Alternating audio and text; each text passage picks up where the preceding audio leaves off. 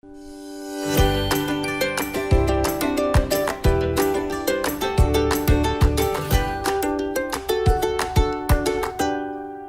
dia a todos, tudo bem com vocês?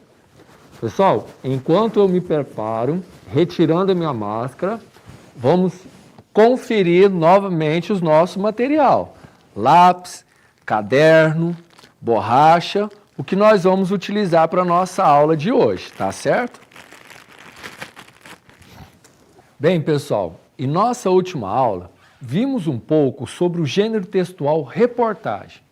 Também vimos a importância sobre a leitura e compreensão dos rótulos dos alimentos, pois assim nós conseguimos saber a quantidade de nutrientes que o nosso organismo está absorvendo diariamente. E por último, nós aprendemos também como fazer cálculos de porcentagem.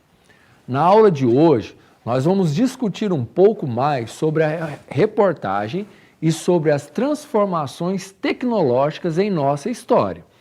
Meu nome é Ronaldo e bem-vindo à nossa aula disponibilizada pelo município de Uberlândia, aqui na TV Universitária.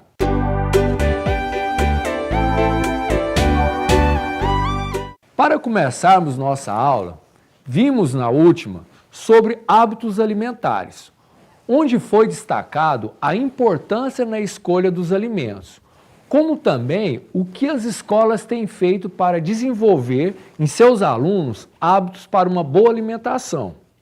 A reportagem que vimos, pessoal, é um gênero textual, pois ela é um tipo de texto que tem o intuito de informar, ao mesmo tempo que prevê criar uma opinião nos leitores.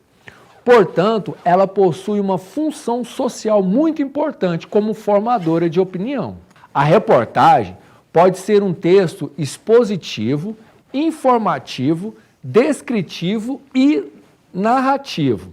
Expositivo e informativo, pessoal, porque ela expõe sobre um determinado assunto, com o intuito principal de informar o leitor. Podem também ser textos descritivos e narrativos, uma vez que descrevem ações e incluem tempo e espaço. A estrutura básica da reportagem ou dos textos jornalísticos é dividida em três partes: título principal e secundário. As reportagens, tal qual as notícias, podem apresentar título principal e secundário. As reportagens, tal qual as notícias, podem apresentar dois títulos: um principal e mais abrangente, chamado de manchete, e o outro secundário, uma espécie de subtítulo e mais específico. Ela também possui uma lead, que na linguagem jornalística, pessoal, a lead corresponde aos primeiros parágrafos dos textos jornalísticos, os quais devem conter as informações mais importantes que serão discorridas pelo autor. A lead, pessoal, pode ser considerado uma espécie de resumo, onde as palavras-chave serão apontadas. E nós também temos o corpo do texto. O corpo do texto entra o desenvolvimento do texto, sem perder de vista o que foi apresentado lá na lead. Nessa parte, o repórter reúne todas as informações e as apresenta num texto coeso e coerente. Observem aqui. Aqui tem bem explicado as partes do nosso jornal, da nossa reportagem. Primeiro nós temos o título, depois aqui a lead, né? E aqui nós temos o corpo da notícia.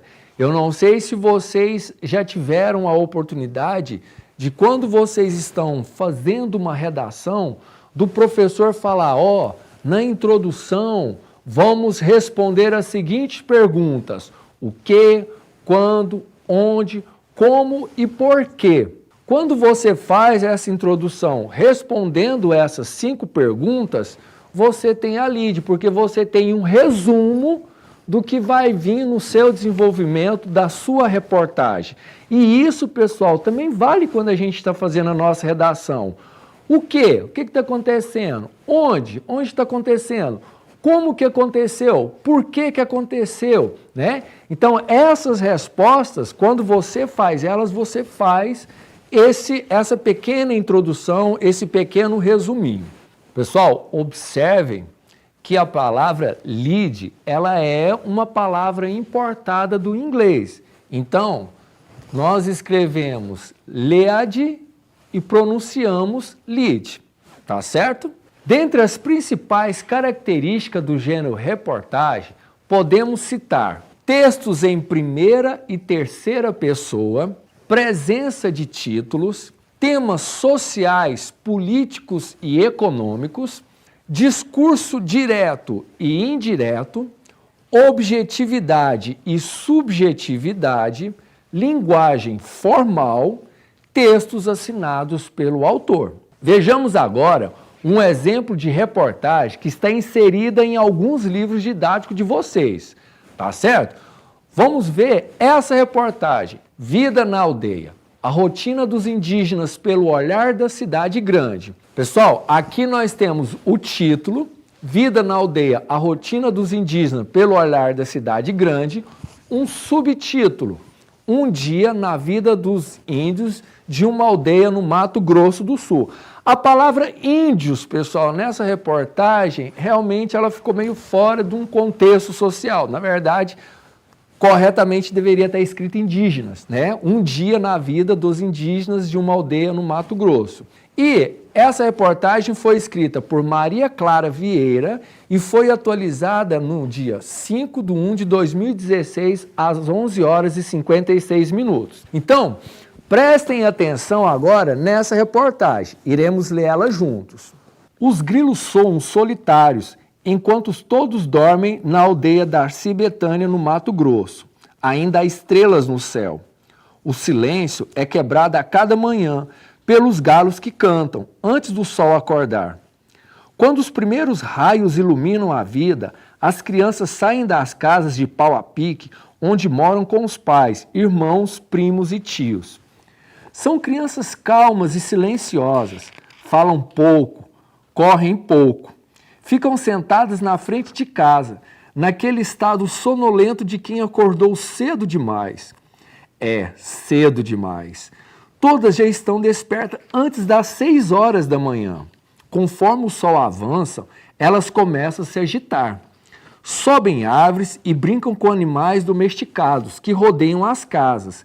Cães, gatos, galinhas, papagaio, filhotes de ema e até porco do mato. Brinquedo mesmo, só um ursinho velho e uma bola. Não existe sinal de celular, a internet nem smartphone. Há TV em uma ou outra casa, mas a audiência é escassa. Até relógio é item que não se vê facilmente. O tempo na aldeia é outro.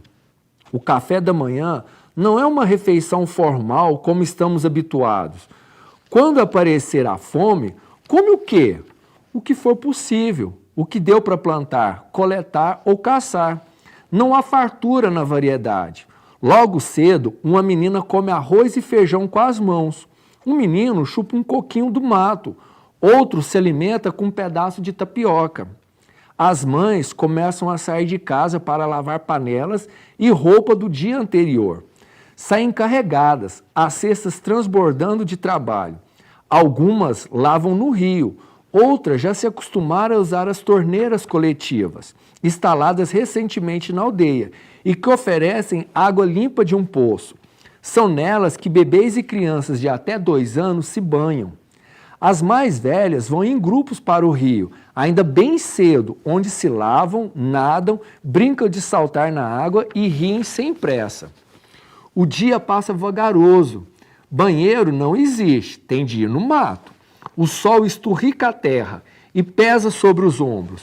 No almoço, fogões a lenha improvisados cozinham alimento. De novo, arroz, feijão. Na casa vizinha, de novo, coquinho, dessa vez ensopado.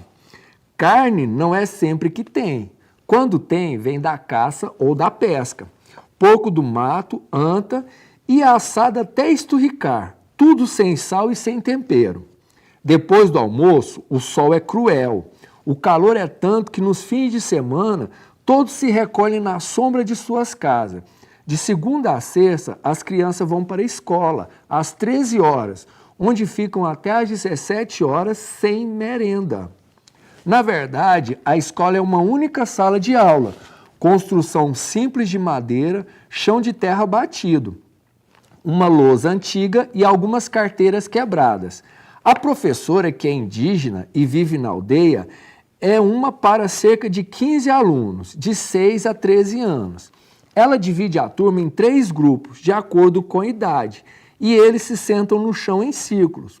Então, ensina conteúdos de diferentes graus de complexidade a todos. Eles aprendem matemática, português, história, geografia e a língua nativa do tronco linguístico, Macro-G. Enquanto a tarde cai, as mulheres preparam farinha de mandioca em grandes tachos. É a matéria-prima da tapioca que será servida no dia seguinte. Os homens caçam e cultivam a roça, quando não vão para a cidade fazer trabalhos temporários, como de empacotador em mercado. No céu se tinge de azul profundo. É possível ver as estrelas. Iluminação elétrica é escassa, apenas uma lâmpada por casa. O jantar é o mesmo do almoço, ou o que sobrou dele. Às 20 horas, todos estão cansados. É o momento de dormir. As famílias se recolhem em suas casas e dormem em redes ou colchões sobre o chão da terra. No silêncio da noite, bebês não choram. Legal, né, pessoal? Essa reportagem, ela nos conta um pouco sobre a vida dos indígenas, né? Nessa aldeia lá no Mato Grosso do Sul. É uma belíssima reportagem. Dá para a gente interagir bastante com o que acontece na aldeia. E vocês têm ela nos livros didáticos de vocês. Então pode correr lá e dar uma olhadinha depois. Pessoal, então olha só. Essa reportagem que foi colocada para nós aqui, ela tem a estrutura que falamos anteriormente. Então, temos o título, que é a manchete ou título principal, Vida na Aldeia, a rotina dos indígenas pelo olhar da cidade grande. Embaixo, nós temos o subtítulo, Um dia na vida dos índios de uma aldeia do Mato Grosso. Depois, nós temos a data da publicação, aqui no cantinho tem a data da publicação. Nós temos o nome do repórter responsável por fazer essa reportagem e embaixo nós temos a legenda da fotografia, que foi quem tirou a fotografia e como ela está, e o nome do fotógrafo, tá certo? Então, em cima nós temos, né, a legenda, o que significa a foto, e embaixo nós temos o nome desse fotógrafo. Essa é uma estrutura básica de um texto jornalístico, de uma reportagem. E pessoal, olha só, vocês sabiam que essa tecnologia que usamos para vincular as reportagens, como rádio, televisão e jornais impressos, não é tão antiga assim se compararmos com a idade da humanidade? Isso mesmo. Os equipamentos eletrônicos têm sua origem em um momento recente da nossa história. Em sua evolução, vem correndo de forma assustadoramente rápida. Então vamos falar um pouco sobre as mudanças tecnológicas. No site de curiosidades do professor Alex Naldo Castro Neves, publicou um artigo onde ele ressalta a irrelevância das pessoas ao ouvir o rádio ou ver a televisão. Não se importam da grandiosidade que representou para a humanidade a descoberta da transmissão da voz humana através das ondas eletromagnéticas. O advento do transitor no final da década de 40 e o desenvolvimento da tecnologia dos circuitos integrados, cerca de 20 anos depois, permitiram que computadores do tamanho de salas imensas fossem reduzidas às atuais calculadoras de bolso. A mesma tendência tornou extremamente compactos volumosos rádios, televisores e equipamentos de som à base de válvula.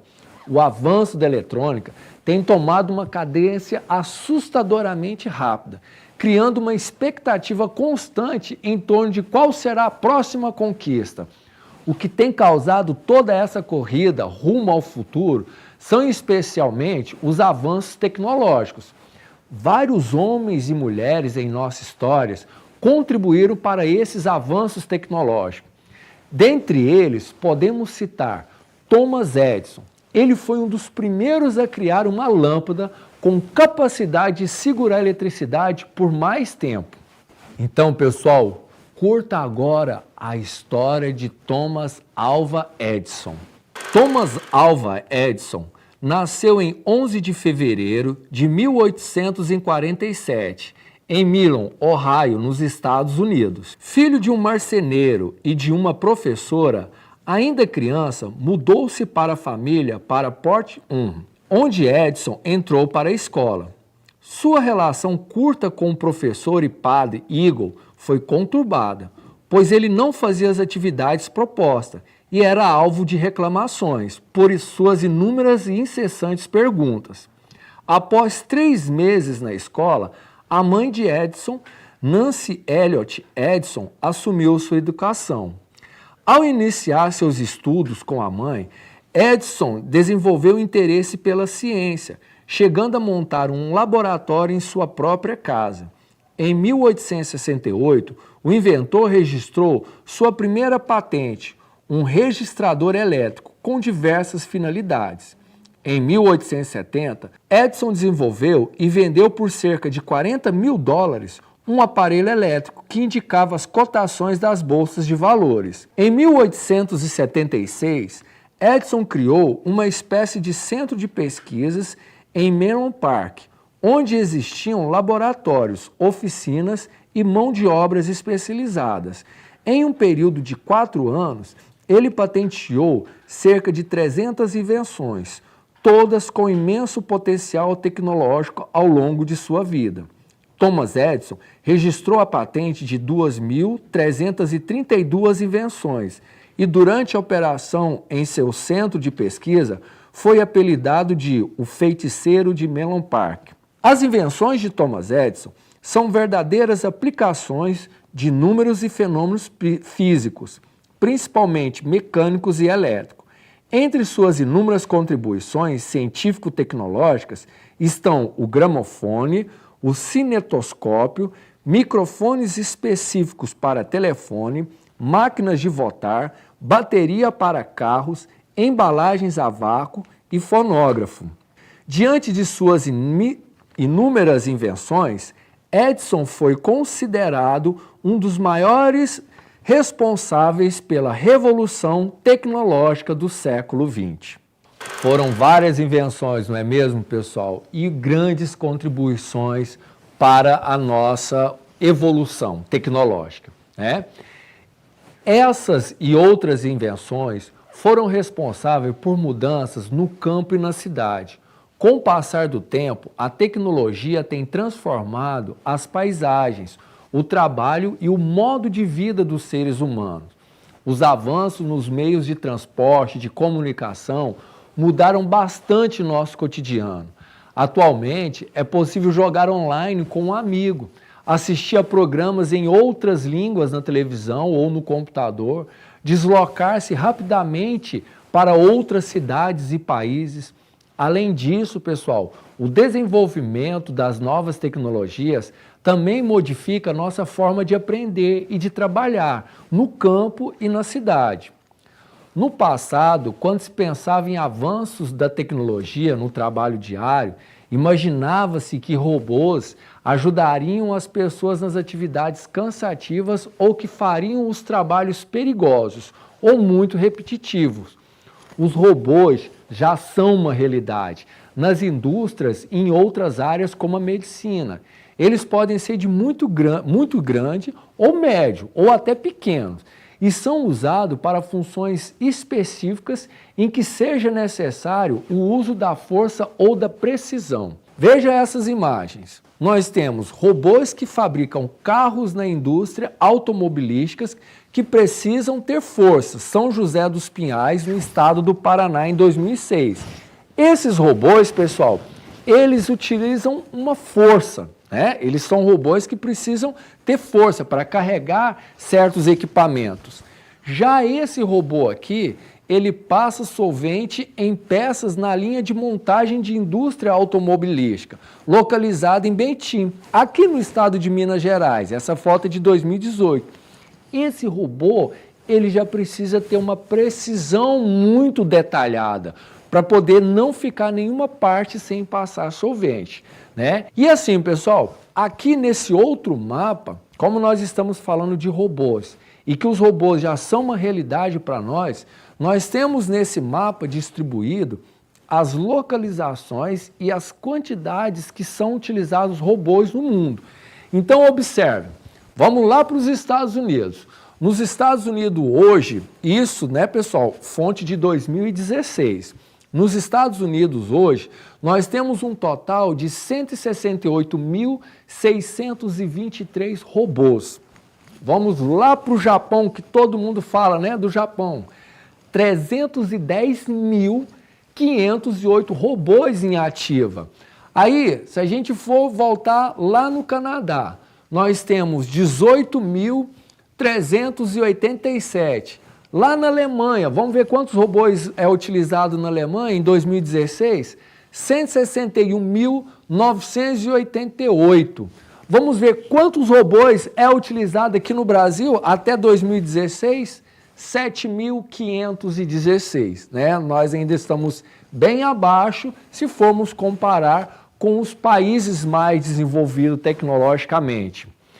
Uma outra tecnologia alcançada pelo homem, sem dúvida, pessoal, são os celulares. Essa tecnologia, alcançada no final do século XX, é uma realidade hoje para todos nós. E, sem dúvida, é um instrumento de extrema importância nos tempos tão difíceis que nós estamos vivenciando. Hoje, todo mundo está se comunicando através do celular. Então, vamos observar agora uma reportagem que fala sobre esse conflito que sempre existiu, celular e escola, sala de aula. Essa reportagem, pessoal, ela fala o seguinte, o título dela, 52% das instituições de educação básica usam o celular em atividades escolares, aponta o estudo da CETIC. Vocês têm usado celulares em sala de aula? Celulares não usando de forma irregular, usando com o professor mediando a aula, com o professor utilizando o celular para propiciar um diferencial de aula para vocês. Observem que essa reportagem ela tem um título e ela tem um subtítulo, né? De 2015 para 2016, número de professores que usam a internet do celular em atividades com os alunos cresceu em 10%. E aí tem o nome da repórter lá, ó, por Clara Campoli. Então, pessoal, tem toda a estrutura de uma reportagem, né? O que fala? Qual é o texto? O celular, antes tão mal visto no ambiente escolar, vai ocupando cada vez mais espaço na sala de aula. Em 2016, 52% das escolas utilizavam o aparelho em atividades com os alunos.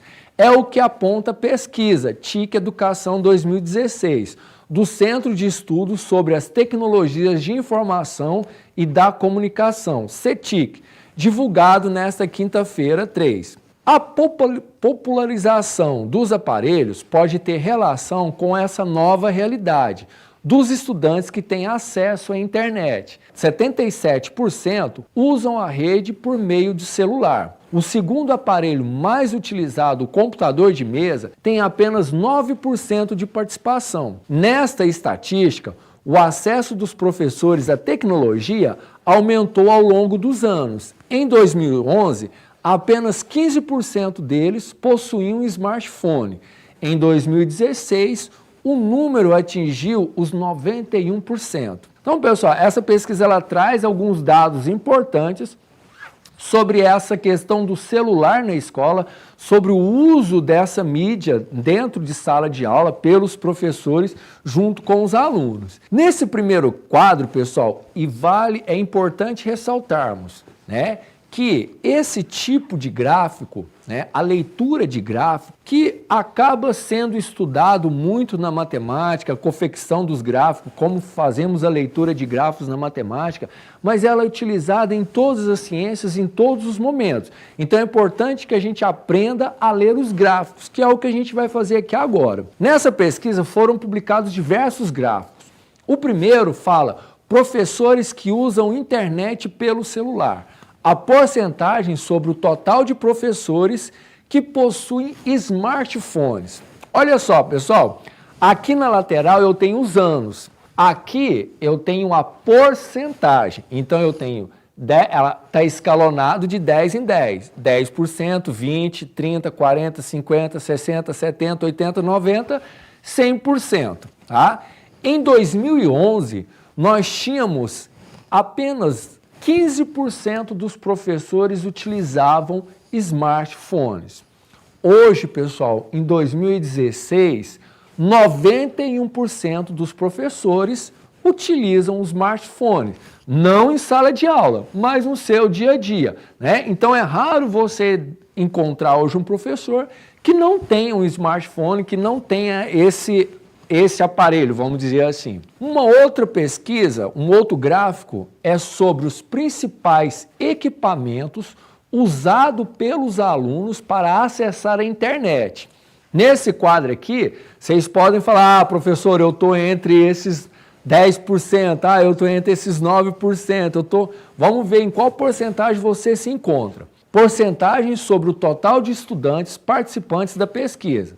Então, olha só, que utilizam celulares. 77% dos alunos utilizam celulares.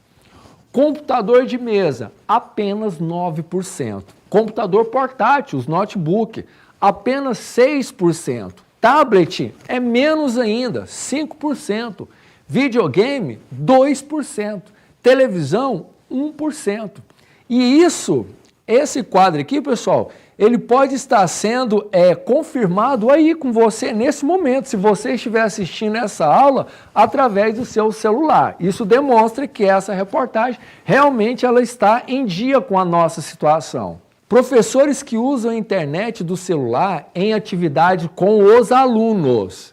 Tá? Aqui está a porcentagem, aqui embaixo tem o total de ano e a série que é. Em 2015, 39% utilizavam celulares com os alunos. Em 2016, 49%. Em 2015, professores de quinto ano, 35% utilizavam o celular com os alunos. Em 2016, esse número aumentou para 61%. Alunos do nono ano, em 2015, 38% de professores utilizavam esse aparelho com os alunos do nono ano. Em 2016, aumentamos para 42%. Alunos do segundo ano lá do ensino médio. Em 2015, 42% dos professores utilizavam celulares com eles em sala de aula. Em 2016, deu uma baixadinha. Apenas 41% dos professores utilizavam o aparelho com os alunos em sala de aula. Né, pessoal? Então, assim, é interessante a gente ver essa pesquisa até para a gente saber em qual dessas porcentagens que nós estamos e como tem sido visto isso na sua escola, na sua sala, como se tem discutido isso com o seu professor, essa relação entre professor e esse aparelho celular.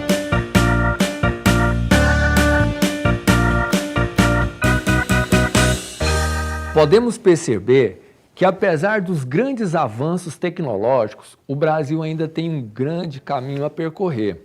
Haja visto o que estamos vivenciando nesse momento. Há um tempo atrás, pessoal, não nos imaginaríamos estudando somente através de televisões, computadores e celulares. A tecnologia está aí, disponível. O que precisamos é torná-la acessível a todos. Espero que tenham gostado de nossa aula de hoje. Foram muitas informações, não é mesmo? Anotem todas as dúvidas para tirar com o seu professor de forma presencial. faça as atividades disponibilizadas lá no portal da Prefeitura e tenha uma excelente semana. Um abraço a todos e até o nosso próximo encontro.